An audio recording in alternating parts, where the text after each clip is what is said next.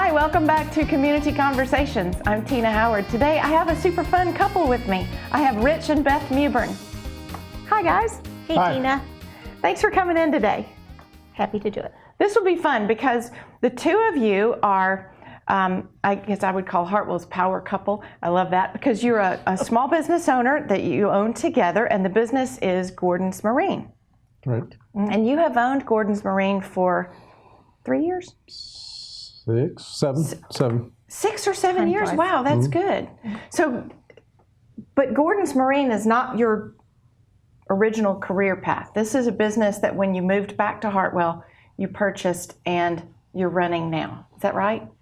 Right. Correct. Okay, and you bought the business from Gordon Gordon Moore. Moore. Did you grow up with Gordon, or were y'all friends throughout? I met Gordon in high school. I worked one summer at Harbor Light Marina, and his family owned the marina then. And he was like 28 and just back from the Army and just starting his career in the marine business. Yeah. So a few years after that, he started Gordon's Marine, and we would see each other every 5 or 10 years, and he had a great memory. He would always remember you. So we kind of kept in touch loosely over the years. When I was in college, he actually helped me rebuild the engine in my car over Christmas holidays. So we had this on and off relationship over the years. And when we were thinking about moving back here, we'd actually purchased another business in the marine industry, A1 Marine in Livonia. Okay. And in the process of looking at that, I kind of ran into Gordon and talked to him and asked him if he wanted to sell his business. And he said, "Yeah, thanks, but no, not right now. I want to keep it a few more years." But a couple years later, he called me and said, "Rich, you still want to buy this? I'm ready to retire." Wow, fantastic. Yep. So I don't know if a lot of people know that you owned A1 before you owned Gordon's Marine. So that's good. Was there something in your early years working there that you kind of wanted to reconnect with? You always had a love for boats, or? Well, my first job at 13 was working at Hartwell Marina. And then the second job at 16 was working at Harbor Light, which we talked about. So, and we had a boat, and we loved being on the lake. Even the years that we lived away, we would come back and go boating. So, never really had a specific desire to get in the marine business. That's just the way it played out. Yeah, that's good. Sometimes it does that. There's something about if you are exposed to water sports or boating or lake life as a kid or beach life or whatever. There's something about the smell, the being out on the water, and it just stays with you. It does for me. For the longest time, I thought there's this great smell that I remembered. And one day my mother said, "That's just mildew in the boat." I thought it was this great marine smell. I thought, This reminded you of the lake, didn't it? but I always have these great memories of going out and having the big fat life jacket around your neck, and it was just so fun. So, that's cool. So you went to school here, both of you, and graduated in 77. Correct. Right. And this is interesting because Beth said this to me right before we started. You met in the 7th grade. Yes, we met in the 7th grade. That is Then it was called Hartwell Junior High. Junior High. the junior high then. So do you remember anything at all about when you first got to know each other? Do you remember seeing Beth and thinking, wow, Oh, yeah. she's pretty? Yeah, because in the 7th grade, they seated us alphabetically by last name, and her main name is Moorhead, so she sat right behind me, so I would turn around like, wow, there's Beth. In every class. Every class was that's- right, yeah. Yeah. Through That's good. until we graduated. Wow. Yeah, that's true, even through high school. Yeah, so we were very good friends. Yeah. So did you sit behind him, Beth, and pull his hair? I would just sit behind him and look at the back of his head. Yes. That's so That's a nice. cute back of the head. Oh, Yeah. that's so- And so were you friends first? Oh, yes. Because that's an awkward age. Or Yeah. okay, maybe just me, but that age seems awkward because you're just getting into your preteen years and you're just kind of discovering girls or boys or whatever, and it could be awkward. Was it awkward, or were you just comfortable? No, I think we were just natural friends. Yeah, It was very we easy. really, yeah. We really were. And we didn't date until after high school, but we were just close friends, and we would talk, before class, after class, during class, probably. So it was great. So by the time we started dating, we did know each other pretty well. Right, yeah. Yeah, you had a long history by the time you went on your first date. Yep, Do you remember your first date, your official date? yep. Our fish a day, yeah. We went to Anderson and went to the Pizza Inn. Remember the Pizza Inn? I do remember the Pizza Inn. Yeah. That's a great first date. Now, by the time you went out, were you already in college, or were you? Yeah. Okay. Second year in college? Yeah. But you did not go to college together, No. No. because you went to Georgia Tech, Right. and I you was were at in Augusta. medical. I was down in Augusta. Yeah. Yeah. So actually, there was a almost 2-year period there where we didn't see each other, Right. probably at all, or maybe once in that Yeah. 2-year period. But we just kind of reconnected, and Yeah. That's great. Were you home on weekends and driving around the square? Well, of course. what else would we do on Yes, weekends? what else? Right, yes. Drive around the square, but then you had to go out to the Dairy Queen and go around the Dairy. Exactly. Do you remember when you could drive, you drove behind the Dairy Queen Yes. and then went back I do. uptown? I do. Check and see who all was behind there, and then you go back through town. Actually, we would go all the way out to where the Chicken Burger was. Yes, the Bell's And, Shopping yep, Center. turn around and come back. Around there. Just Yeah, made we that loop. made that whole loop too. We put a lot of miles on the Yes. car doing that. It seems so silly, but it was fun. So maybe you went off to college and then you reconnected somewhere back we home did. and decided to go out to the Pizza Inn. Yeah, to the Great story. Pizza Inn, and that's How long did you date?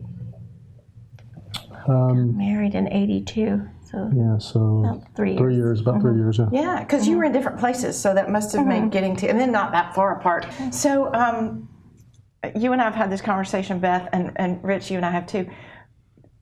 You would probably remember, if you're anywhere close to our age, you would remember being in school and being taught by Mrs. Rebecca Mewburn, who is Rich's mom, was Rich's mom. And I had her for English and again for grammar.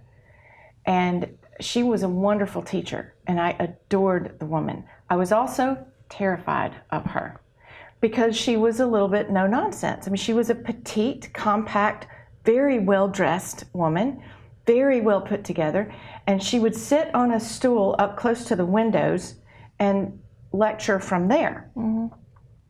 And one day I'll never forget, we're diagramming sentences, and I just couldn't understand it. And so I walked up to her after class and I said, "Let me ask you a question. Can I ask you a question? How does this work?" And she said, "See me after school." Okay. I was absolutely terrified. And so after school, I went crawling to her classroom. It was just me and her in the classroom, and I sat in a desk and she sat on the stool. And she was the most delightful, kindest person, one-on-one. Oh. And I can diagram a sentence to this day. So that's my Mrs. Mewburn story. Sweet. So, now, did you probably had a story? Did your mom teach you at all? Yeah. Yes. Oh my gosh, what was that like? You know, it wasn't a big issue for me. My older sister was always terrified that she was going to have mom per class, and that would be awkward and so forth. But Yeah. she never did. But it just, I didn't care. It didn't matter. Yeah. You know. But she did have that game face. There's no doubt about it. And I could also get that at home if I did the wrong thing. So. Oh boy.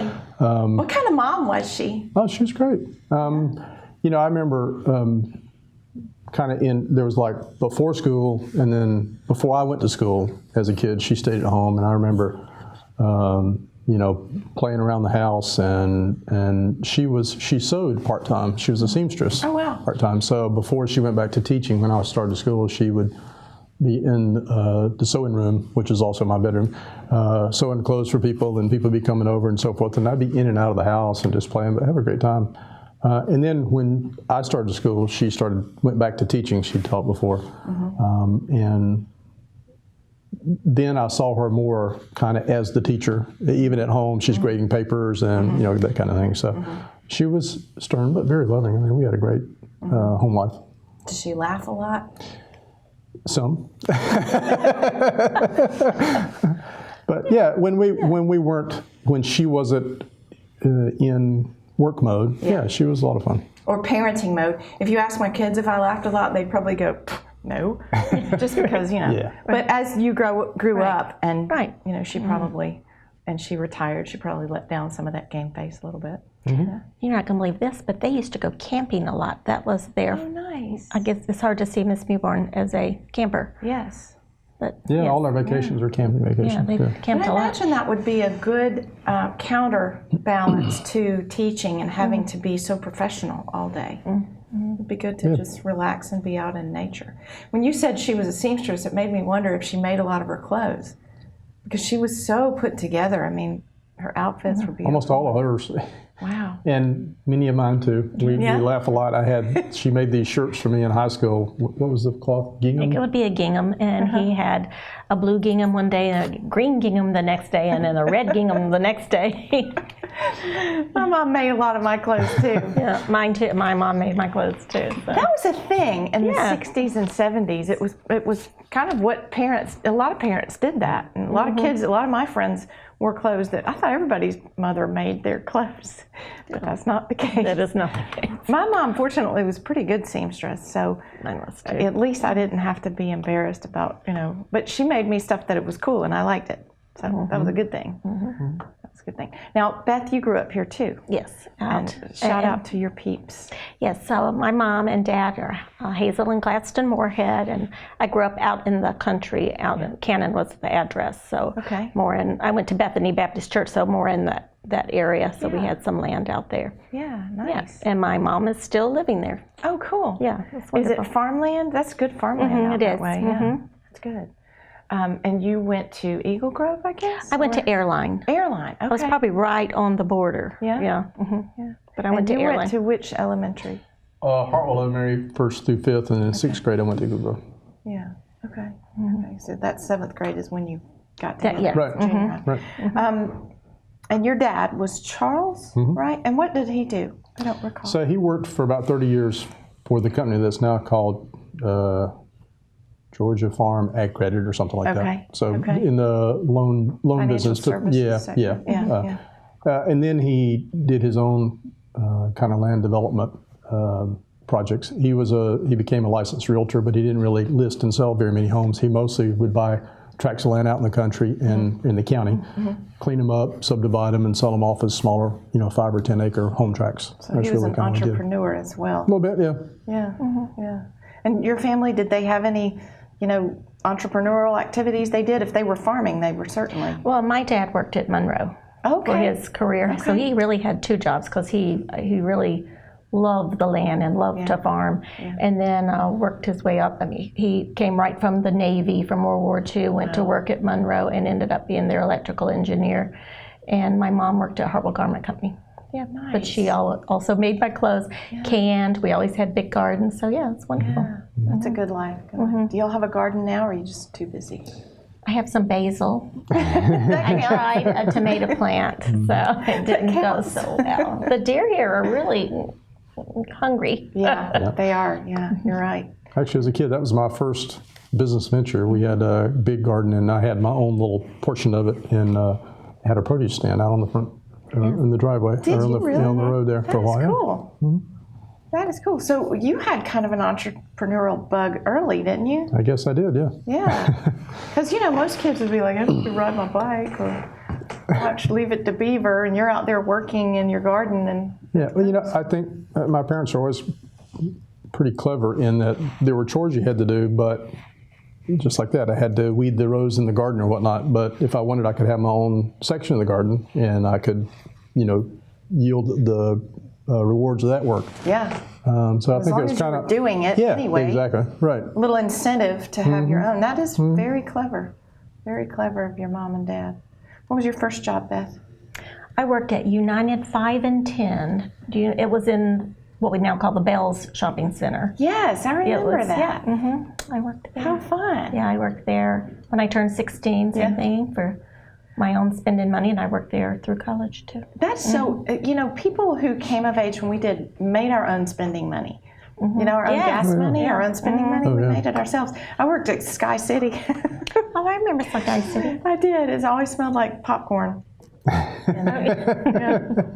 Yeah, I worked the cashier, and I also worked in the jewelry counter. And I thought it would be really cool one day. Cindy Seawright and I were working the jewelry counter, and she was training how to pierce ears. I thought I would faint, so I couldn't do it. But I let her experiment on me.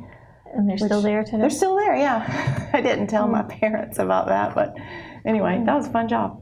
That was fun. Who was the manager at that time? If you said the name, I'd remember it, but I can't think of it. Roland? Joe Rowland. Yes, Joe I think Rowland. it was Joe Rowland. Because he was my first boss. He also you're was the kidding. manager at, that's why when you said Sky City, I thought it came to me that he had gone out Yes, there. Mr. Rowland. I do Yes. remember him. Yeah. He was my Little League baseball coach, too. So. Oh wow, that's Small cool. world. It is a small world. That's so fun. I spent my high school years growing up here, and it was so fun. What do you remember about your youth in Hartwell? Do you remember? Now the skating rink was closed by the time I got here, but what do you remember about early years here growing up? Go ahead. I just remember, it was a different time. And I'd get on my bike and go, and my parents wouldn't have any idea where I was. And that was okay. That was very much the norm. I just knew I needed to be home by supper time. Right. Right. So I rode my bike from our house kind of out on the suburbs, if you will, into town. And sometimes I'd come into town 2 or 3 times a day during the summer for, just whatever. Yeah. My buddies and I would just go all over the place. Played, Little League baseball. But just, it was always outdoors. There was no indoor screen time that hadn't been invented. So it was all outdoors. Work on the farm, do the yard work, whatever. It was always outdoors. Most of the parents in my neighborhood didn't want the kids in their house. Yeah. So they wanted us out. It was yeah. go out. It was pretty much the rule. We had to be out. Right. Right. Go play. Go play. What do you remember? I spent a lot of time at my grandmother's house, my mom's mother, especially up in Reed Creek, and she had a wonderful, huge, big farmhouse, and always had a huge garden too. So I would go up there, especially and spend the summers and help her in the garden, and just being with her and having that relationship. That's nice. That is a really nice relationship to have. And you were close to her, I guess. Oh yes. Yeah. Do you remember some of the things that she would do for you or tell you or stories she would tell you? Or what do you remember about her? Were you just tagging along with her? I just tagged along with her, and that she was an amazing cook. Did you help her cook? Yeah, well, yes, I did. Yes. And that she'd always make fresh biscuits, for lunch, and that the lunch was always the big meal. Okay. Because my granddad would be out working the farm too, and then he would come in. That was the big lunch, the big meal, and then we'd have, she would have leftovers. And then at night, she had a little pan, and she would make little biscuits for me. Little baby biscuits. Little bitty Oh, biscuits, that's yeah. so cool. I knew What a it good was for memory. me. I know, it's so sweet. Yeah. That's nice. And just the care and the love that she put into everything. She also sewed for the public too. Oh, yeah? Yeah. Yeah. Wow. That's nice. Do you remember seeing her sewing? Oh yeah. Yeah. Yeah. She would roll out things on a big table. My mom had a big dining room table that would just get cleared off, and she would roll out these bolts of cloth and measure and cut and all that. That sound, I can hear it right now. The scissors cutting on that table, I can hear it right Yes. now. That was my childhood in the background. Yeah. So that's really nice that you had that memory of her. What was her favorite? Did she have any favorite sayings or anything that you hear today that would make you think of her? No, I can't think of that, but I'm sure a lot of them, even that probably my mom says, Yeah? were from her. Oh, that's Yeah. nice. That's a good relationship to have. Let's see. So you're at Georgia Tech. You're at Medical College of Georgia, and y'all graduate there, and then you get married. And what's the career path from there? What'd you study at Georgia Tech, Rich? Mechanical engineering. Okay. And I co-opted while I was there with Milliken and Company in LaGrange, Georgia. So once I graduated, I went to work there full time. Okay. And then we got married within a few months after graduation and moved there. So that's Moved to where. LaGrange. Yep. And that was where you, as a young couple, starting out. Right. We had our in first LaGrange. apartment in LaGrange, Georgia, That's nice. Bought our first house there too. and bought our first house. That's There are a right. lot of fond memories of LaGrange. Well, yes. Yeah, me too. But I had to work like every other weekend there. Oh, So like from Friday at 5 to Monday at 8, I was on call at our Yeah. plant. So, if you do that every other weekend, and at least one weekend a month, we're coming home to visit family. Yeah. So it didn't leave us a lot of free time there, but yeah. it was good. We had good friends there, and Well, LaGrange is a great little town yeah, we too. really liked it there. Yeah. How long were you there? 2.5 years or so. That's not very long. Yeah. And then you got moved up, or you took another job? I decided to make a little bit of a career change because even in the early 80s, you could see that the textile industry wasn't going to be, a growth industry. And so I made a change and went into the food industry. and I got a job with Frito-Lay. And so we moved to the Houston, Texas area. Okay. And we were there for about 4 years. Had our first child there, our daughter Carla. Okay. And then moved to, Frito transferred us to Binghamton, New York. And we were there about, Where is Binghamton? Is that upstate? upstate. Is it what kind of? Is it city or is it country or is it Binghamton is this city, I don't know. in between kind of thing? Yeah, it's kind of halfway on a line between New York City and Buffalo. Okay. But in terms of size, it's probably kind of Greenville size. Okay. Yeah, I would Athens, think Greenville, that, something yes. like that. Middle yeah. range. Yeah. Okay. Yeah. Beautiful So- rolling hills, so as long as it's What not an adventure, snow. though. You're LaGrange to Houston to Bingham, New York, and then, and how long were you there? 3 to 4 years. Enough to get a lot of cold weather? Yes. Yeah. Learned what a snow shovel was. Yeah, I remember looking out one morning, and it was in October. I want to say it was Yeah, like it was, October yeah. 15th, and there was snow on the ground, and I was like, wow, Oh, my. oh my, oh dear. So Yeah, that's a change. yeah. And it made even more severe by coming from Houston, where I don't think we even owned a coat there. Oh, yeah. So Sure. yeah, we had to learn a few things about snow shoveling and how to get cars cranked in the cold and so I forth and so bet. on. So when you finished there, you went from there to where? Were you having more kids in this place? Or So we had our son Andrew there right when we got there. We had Okay. Andrew, Okay. and then we're there 3 to 4 years, and then we moved back to Lawrenceville, Georgia, Okay. and we had our second son, third child there. Okay. Pretty soon after we got there. Okay. About So a you year were. after we But got you there. had left Frito-Lay to Yeah, I left Frito to join what's now called Reckitt Benckiser in Atlanta. Okay. And it's household products. So Lysol, Woolite, Oh, okay. Old English, Resolve, a lot of household products like that we made there. Okay. Very cool. Now you're closer to the family in Lawrenceville. You've Yes. grown your family to a family of 5.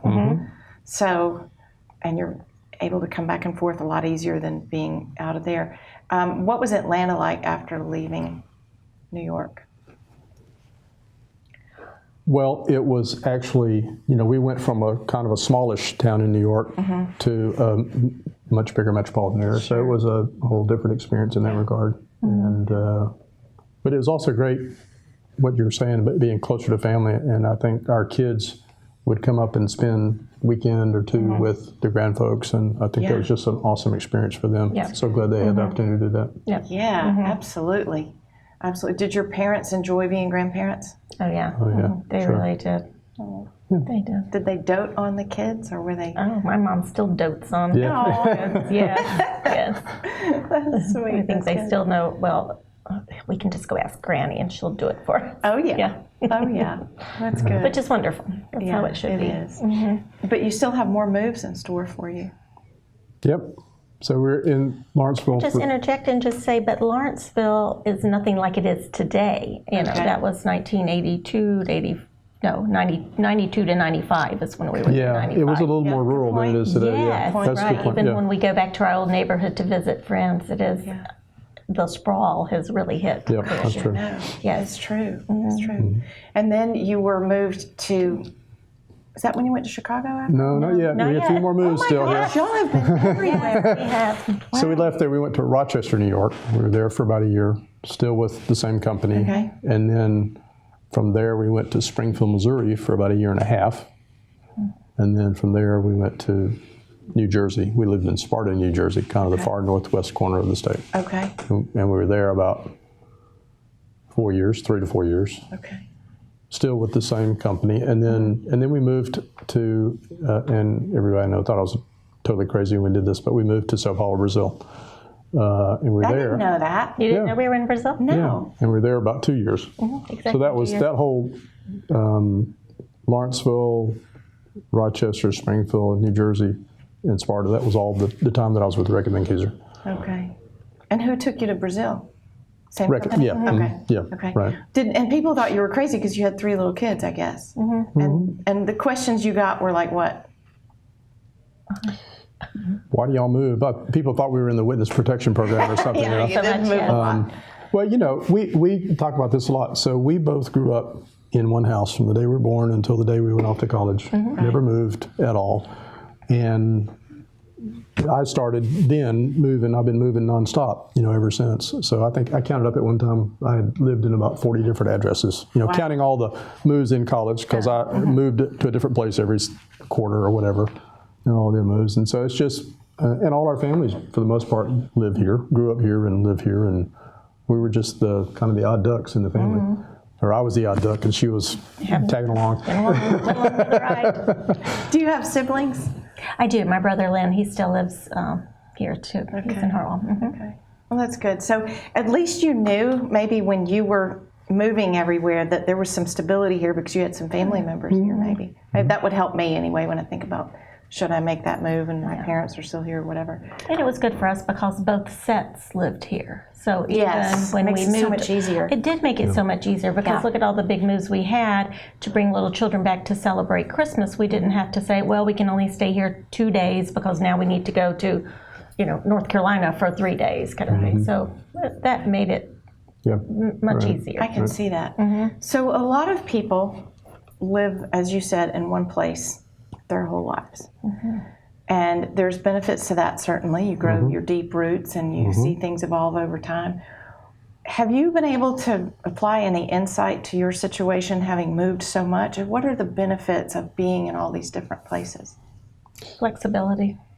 And if you hate that wallpaper, you know what? You're probably going to move. And it's not going to be a big deal, So you don't sweat the small stuff. You do not, yes, no. So your priorities probably become when the children were smaller, it was, I always threatened to write the corporate move book, about as soon as you get there, well, we would look for houses, we would ride around and look for play sets in the backyard so that, we knew that it was a good family friendly, and it's all about the school systems, and we would do that research.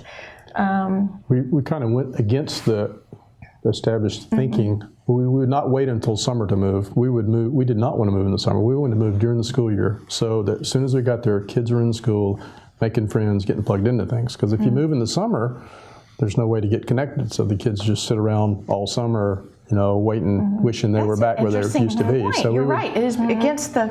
It is kind of against the established way of doing that. But we did that almost every time. In fact, when we moved from Lawrenceville to Rochester, they finished the school year in Lawrenceville in like mid-May, and we moved to Rochester. They still had another month of school to go, so we said, y'all are going to get an extra month of second and fifth grade or whatever it was. They were not real happy about that, but it did, they met friends and made friends. But it gave them a jump start for the next school year. Yes, it did, yes. And we went in, we had report cards in hand, and of course the teachers there were fabulous and understanding and went out of their way to make sure that they also, got adjusted to.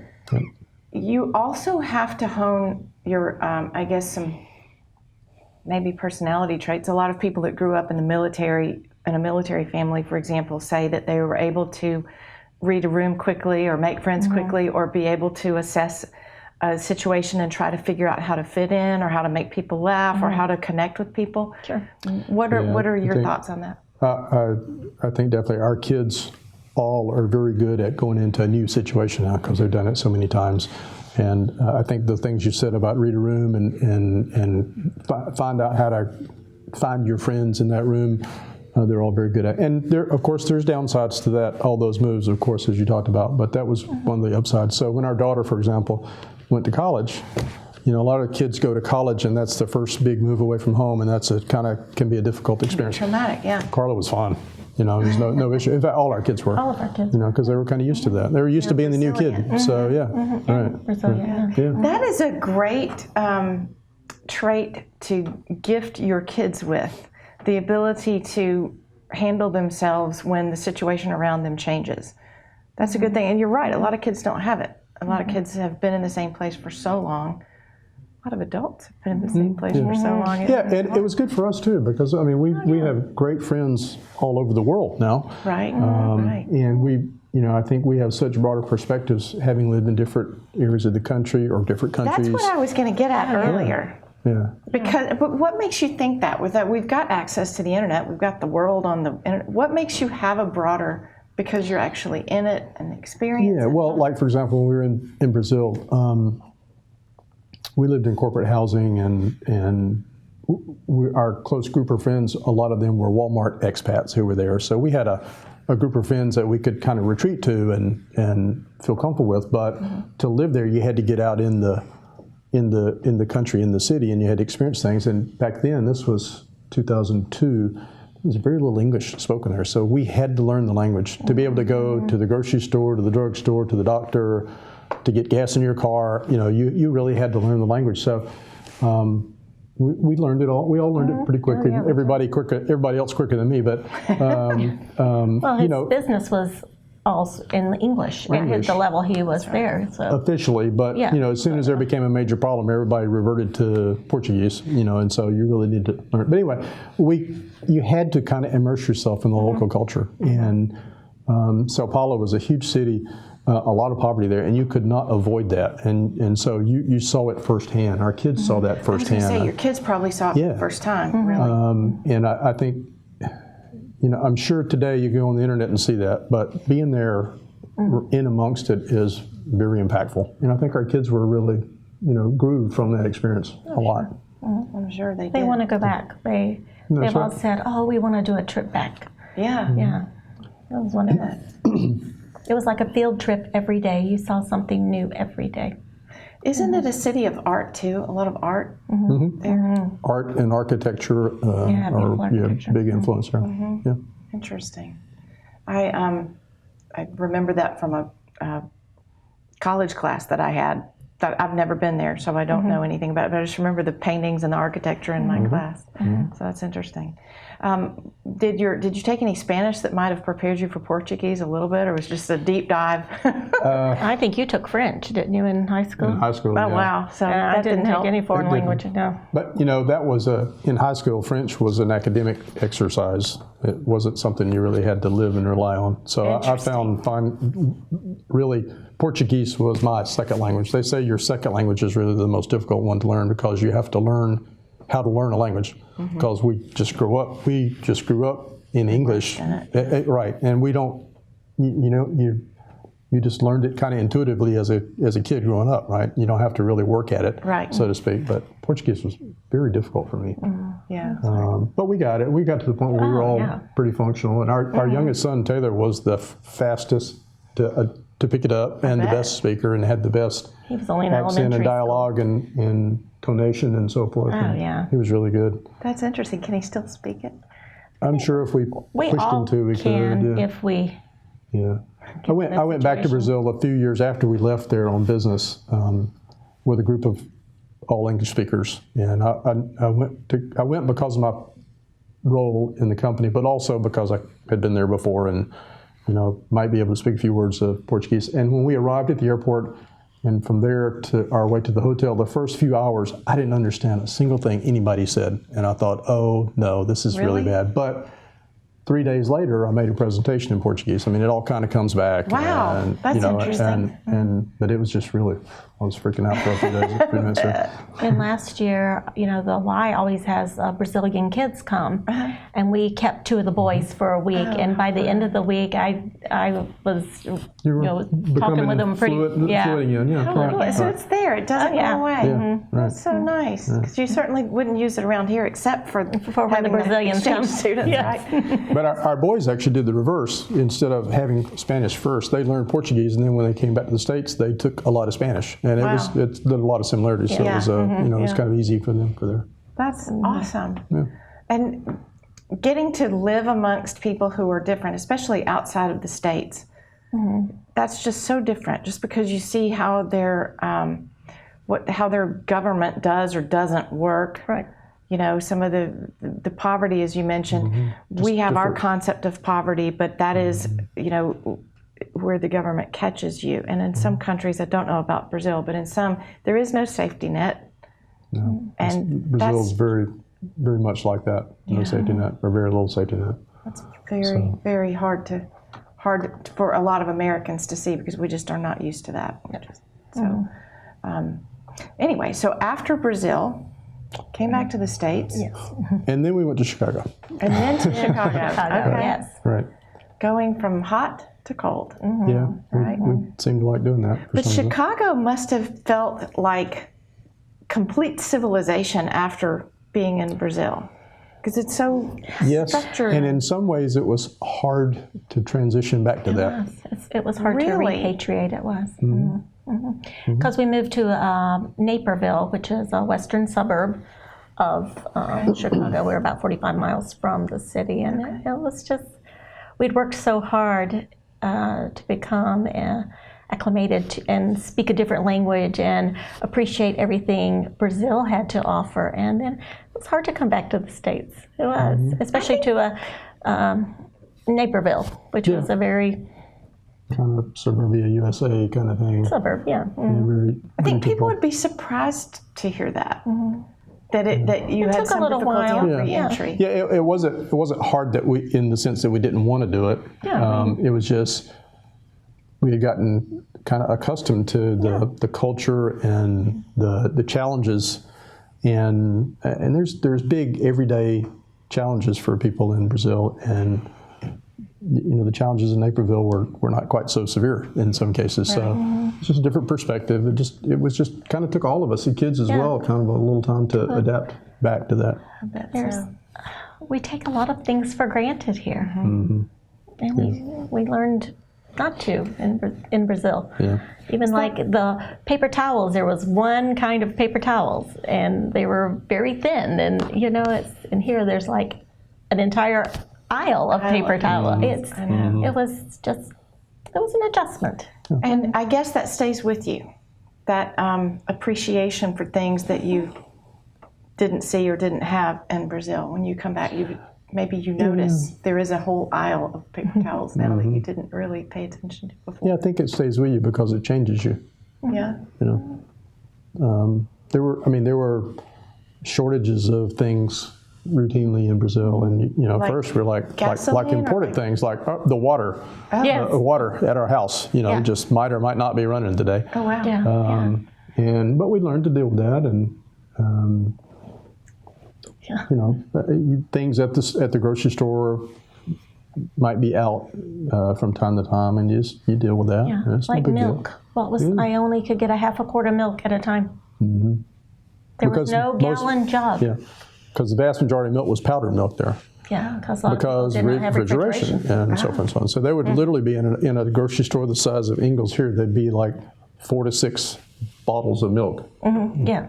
at most. Yeah, At fresh max, milk. yeah. And everything else was powdered. And there's certainly no gallons. No gallons. Wow. Right. The things that you don't even think about. But exactly, yeah. Because when we turn on our water faucet, we would be shocked if nothing came out. It would be, We'd be indignant. we would be indignant. In fact, we are indignant about so many things, right? We're, My administrative assistant left when I was in, I guess, my 30s, and she joined the Peace Corps and came back 2.5 years later, and we had breakfast, big welcome home breakfast with probably 10 women around a table and 4 waiters taking orders. And I want this, but I want that on the side, and I don't like that, and I don't want that, and I want an extra portion of this. And so the waiter goes around the table, and they get to her, and she said, "I'll have the number 2." Yeah. And the waiter goes, "Okay." And she goes, "No, just the number 2. I'll have the number 2. That's just the way it's shown on the menu." And the waiter was like, "Oh, wow, okay." And then the rest of us were kind of like, because she had been in, Turkmenistan or someplace like that, and and she was just happy to have eggs. she was happy that they did not have a shortage of eggs. Right, Right. exactly. So you do. It's interesting that you do And we create that gratitude. We when you think come back. the rest of the world is like the wonderful United States, and it is not. You are so A right. vast majority of people do not have the comforts that we have, You are that right. we enjoy. Yeah, I don't know, what is it? It's something like 80% of the world's population is really worried about where their next meal is going to come from. Yeah. And we're mad when, when they don't put cheese on our double Whopper. Yeah, we are. So yeah, when you came back, did you find yourself, as my friend who came back from the Peace Corps, did you find yourself a little kind of irritated or like, oh, he's complaining because, Yeah, I can Yeah, imagine. frankly, yeah. Yeah, we we did. did. It did take a little bit of adjustment. Yeah, it Yeah, did. it would be too. I mean, we knew what we were obviously coming back to, and we were happy to be back. But I do remember telling Rich, because our daughter came back, yes, we're those parents, and it just worked out with his job and everything that she came back as a junior, and so she'd just been to two, and that was her third high school. Oh yeah, in Naperville. Starting the 12th grade, and that was the 10th school she'd been to. Oh my gosh. So, yeah. We love you, honey. But yeah. 16 years later, she speaks to us again, so that's good. But she's well adjusted and Yeah. has a skill set that probably few young adults have because of her experiences. I would imagine. And I know you spent quite a while in Chicago. Yes. Yeah. So we stayed in Naperville for 9 or 10 years, and then we, once all the kids had graduated and gone to college, then we moved downtown Chicago because I was working downtown Chicago then, and just lived in an apartment there for 2 years before we moved back here. Right, so 11 years total. Cool. Yeah. Right. And, you know, you have an empty nest, and you're finally close to your office, so you don't have that commute, and you're right there where there's food and everything right at your fingertips. Wonderful. Yeah. It really was. We lived in a high rise. It was like, it is hard to believe that a girl from Cannon, Georgia is in a high rise building in Chicago, but that was just it was another world also. We really enjoyed it. Gosh, y'all are voyagers, man. Y'all just been. And then what made you decide? Did you always think we want to come back to Hartwell, or what made you decide to come back this way? Well, while we were in Brazil, we did, it's part of the expat. Everyone does this, the schools and everything. The kids would get 6 weeks off at Christmas and 6 weeks off in the summer, and it was part of our summer here. our travel is, and that's how all the schools were even set up, the private schools that spoke English. And so we knew we were going to be coming back for 6 weeks at summer and 6 weeks during Christmas, and that's a long time for a family of 5 to all of a sudden descend upon the newborns or to my mom and dad. As much as they loved us, you know, that's a lot. Yeah. So we bought a small house on Lake Hartwell. Okay. We had already nice. sold our house in New Jersey, so we didn't own a home in the States, and we just thought, you know what, we love the lake. We want to spend that time near the grandparents. Sure. You know, we didn't want to necessarily just go back to New Jersey, and so we bought a small house on the lake. That's nice. And it just really, even more so, created that love of the lake. Yeah. So from 2002 onward, you know, we were coming here for vacations, you know, and to visit family and so forth, and so taught the kids how to ski and surfboard and tube and so forth, and really they learned to love the lake. And it was actually, we just sold that house we bought. We just sold it this year, and it was actually kind of hard to do because we have so many family memories there. You know what? That's interesting. That might be the one place your kids remembered as home. You know, we were talking about this the other day. They would probably tell you that their hometown is Hartwell, Georgia, although none of them have ever lived here permanently. Wow. But, you know, this is where our family has always been centered. And when we get together as a whole family, now it's here. That's great. That's great. Yeah, they were just here for Labor Day. So you always knew, it was since Brazil anyway, that you had a place here, and it was a place you could come back to. And then was it your retirement? Well, we never really had a grand plan to come back here, to move back here permanently. We didn't really talk about that. Oh, I can't wait till we do that. But obviously there was a draw. There's an attraction here. And actually, I think it was around 2010, we started thinking about we'd like to get a bigger house here because our house was kind of a cabin, and it was fine over the years, but to be for a week or two at a time. But we just thought kids are grown now. Oh yeah, Maybe there'll be some spouses and families and so we were looking around for a bigger house, and we weren't in any hurry. And poor Gina Foley, there's no telling how many days she spent in a car riding around with us, looking at places. But she was great. Eventually, we found something. But anyway, while we're doing that, this was back when you still had the weekly real estate book, right? Book. And so we're looking through the book, and I just saw there's this marine business for sale, and it's in Livonia, and I'm like, never heard of this. I did a little digging and found out about it, and wound up buying it. And still, we weren't committed to moving back here. It was kind of just, toeing the water of our own business. We had talked about wanting to have our own business at some point in time, and we never said it was going to be marine or anything. We didn't know. We just thought that'd be something we'd want to do. So we bought that in 2010. And then 2012, we were actually here still looking for a house. And actually, we're in the backyard of a house out near Hattons Ford Road.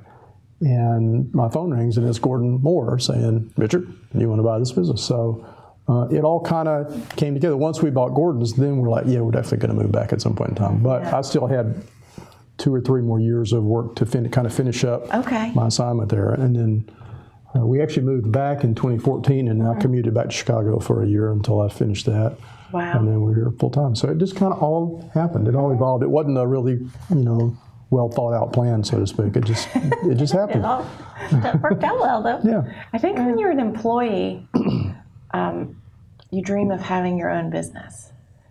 I think most employees dream of having the control, the be able to set your hours, and then you find out that your business owns you. Did you find that out? Yeah, because for a while we said I'd retired, and we moved back, and I'm like, Beth, stop saying that, because I'm working harder now than I ever have. So I didn't really retire. This is just a career change. Yeah. You know what? You're right, because That's exactly it, yes. I know how hands-on y'all are in your business. So it's not like you're this absentee owner that just gets the P&Ls every month or whatever. You're actually there and working. So in probably many ways, you are probably working harder than ever.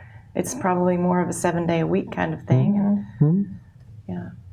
So what are the... But rewarding. Yeah? Yeah. It's wonderful to be back in the town that we grew up in. Yeah. It really is. What was it like when you first, and you've been here enough that you've been practically a part-time resident for decades, but to actually come back here full-time, did you immediately reconnect with your relationships with your childhood friends, or did you, I know you've, a lot of people that have moved here, you've become good friends with the people that have moved here in recent years. What was that like coming here? I think it kind of surprised us a little bit. We found this whole new group of friends here, I guess mostly connected by church for the most part. Is where we met the group of friends that we largely have today. So it was a little surprising, I guess, that we had that whole new group of friends. But I guess over the 30 years that we didn't live here, a lot of people changed and a lot of people moved here, and we all have common interests, and we've had similar kind of career and life paths, and so we have a lot of things in common. So it's been great. And if you told somebody recently, the friends that we had here that maybe stayed here, that when we came back, they had moved on. They had moved on with and their we're waiting on us to move back. Oh yay, they're finally back. So it was like, okay, that's true. It's a great place, though. I am so grateful for the friends and the wonderful people that we know in this area. I think it's just the greatest thing about living here. I said to somebody one day, you come for the lake, but you stay for the people. Because you get, the lake draws you, but then you realize there's this great network of people and there's always something fun to do and some fun volunteer thing that you can do. I know you're involved in the Service League. Yes. Anything else that you're working on? Not that you have the time to do it, but...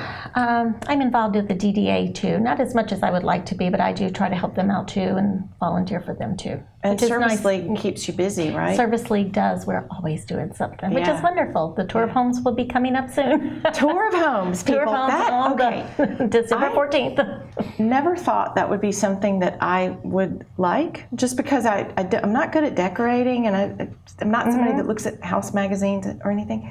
But I went for the first time about 5 years ago, and every year when I see the tickets go on sale, I get one right away because I'm just so excited about going. I just have so much fun every time I go. Wonderful. So that's coming up 1st of December. Yes, it'll be in December, yes. The first Saturday in December, I think. It's the second Saturday. Second Saturday. It'll be the 14th. 14th. Okay.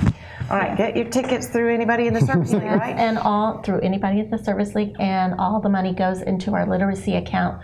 We buy books for all the elementary school kids, and we give money to some girls for scholarships. Fantastic. Gosh, I love that. Super. And Rich, you're involved in some things here too, not like you have time either. Yeah, Rotary. So I've been in Rotary for about 4 or 5 years now. So is that something your dad or grandparents were involved in? My dad was a Kiwanian for 55 years or so. So yes, some history of being involved in civic organizations. So a friend asked me to tag along with him a few years ago, and I knew half the people. They were, friends and contemporaries of my dad, and then the other half were people that lived here in the last 35 years that I didn't know. But it's a really great group of folks, and enjoy that a lot. And we have our apple sale coming up this week. Apple sale this week. Apples this week from any Rotarian, right? Yep, right. Okay, good. So you just need to find a Rotarian and buy some apples. Right. They should be good, right? This They're year. always great. Yeah. Better than you Really can good. find anywhere else. They're always good. Buy your apples so you can make your apple treats for Thanksgiving, right? Okay, well, that's fun. Okay, let me ask you a couple of questions. One being, and we talked about this a little bit before the show, if you were guaranteed success, if you knew that you would be successful, what career path would you have taken? You go ahead. Sure, he knows mine. I'm still thinking on mine. I do know yours, and Yes. it's a surprise because I had no idea that this was something I that you like liked. to sing, and I would try to be a singer. Yes, if it. Well, you would be guguaranteed success. well, so then you I would be a singer. But then I don't know, the travel and everything. It would be hard to leave you, honey. So, you would have to be your. You what want to kind be my manager. That's right. What kind of music do you think you would sing? Would you do show tunes or I would country? do or- show tunes, and maybe then even take it a step further and do the whole Broadway thing, or just off Oh, Broadway. let's open a cabaret. There you go. Okay. Yes. I think that would be awesome. So see, that's one thing I did not know about you because I like to sing too. Not great at it, but I love it. But I did not know that you like to sing, which is Love exciting. music, like we were saying. I love theater, love live music, live performances. So. That is awesome. All right, Rich, did you think of something? So I'm going a different route. This is not something that I am good at and love. This is something that I'm terrible at and wish I were better at. But I think I would want to be. If I were guaranteed Success is success, guaranteed. I'd be a motivational speaker. That's a good one. I'm not sure you couldn't actually do think, that. yeah. I don't know. It's not in my wheelhouse. But Look at me. I'm cleaning boats. You somehow fair. Okay. I'm motivated. You must be very effective. Well, thank you. That's a good On both counts. Yeah. I wouldn't have thought of that. I always thought I wanted to do something like something with drawing, like political cartooning or something that, like a cartoon strip or something. Just silly, but No, if I could just draw, yeah, me too. I'm not really good at Yeah, drawing, me either. but I like that. I know that you guys have lived in a bunch of places and you've traveled a lot. Is there any one place that you just felt was so magical and it just stayed with you? Rio. Yeah. Yeah. Yeah, it was wonderful. That was, What That about was it? Was it the mountains or the water or what? The food or? Just the all of that, but just particularly the majestic views you had there. Just amazing. Corcovado, Christ the Redeemer, Yeah. the statue. Yeah. I remember seeing it in, like you said, in the science book or something and going, oh my goodness, if I ever saw that, that would just be amazing. And I did. And it was. And it was. Just Wow. takes your breath away. Yeah. That's cool. That's a great answer. I'm glad I asked that question. And then just to be walking down, we're in Rio de Janeiro. It's, Yeah. Yeah. That's really cool. All right, Rich, I want to ask you a question. Tell us 3 things that you love about Beth. And I did give you those questions before we started. You had a minute to think. Well, the first one is, she is the most positive person I've ever known. I see that. Always. I do. I call her Pollyanna sometimes when she gets too positive, but no, she's She would always have positive. to be to have tracked along with you on all these moves, right? Well, thanks. Thank you. Yes. We both thank you. Yeah, that's true. That's a good one. Number 2, I think she's the most caring, loving person I've ever known, and it's not just to family and friends, but she's concerned about everybody and everything, always. When we moved downtown Chicago, we were looking for an apartment, and our kids were some of them were home for a weekend and kind of riding around with us. And as we were riding through Chicago, we would see a homeless person here and a homeless person there, and she was like, oh, and she's looking in her bag if she's got something to give them and so forth. And my kids are like, Dad, Mom's going to break you, if you move down here. And she didn't, but she did have a following of. She made some friends. Did you? On the street there? Yeah, sure. So very positive, most caring, Very caring. and very can-do as well.